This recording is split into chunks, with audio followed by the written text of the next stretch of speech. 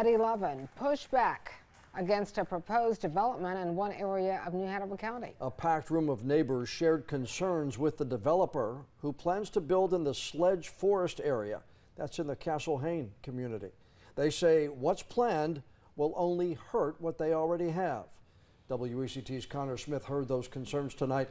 Now, Connor, many people said they're worried about a lack of transparency from the developer. Well, that's right, John. And developer Copper Builders made clear tonight they do plan on going through with this project. They say it'll bring 4,000 needed housing units to Castle Hayne, but residents pleading with them tonight to hit the brakes. The meeting was standing room only, as you can see, over 250 people inside, and many others weren't allowed in.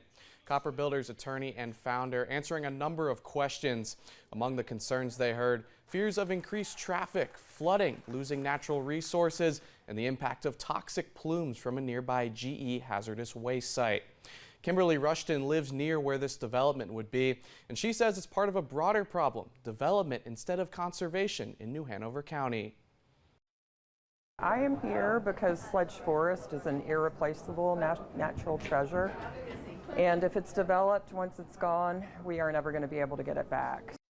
Now, Wade Miller, the man in charge of Copper Builders, declined to answer any questions on camera tonight after the meeting, but we did get a copy of an email he sent to New Hanover County commissioners last week.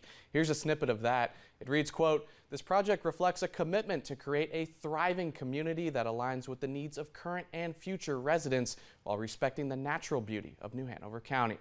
We also have a full copy of that email inside this story on our website. John? Okay, Connor, so where is this all in the process? Is there a next step that we might hear about soon? Well, there's still a ways to go, John. Copper Builders doesn't even own this property yet. We're still years out from homes potentially being built, and they say they're still studying the condition of the property, and they want to keep hearing from you moving forward.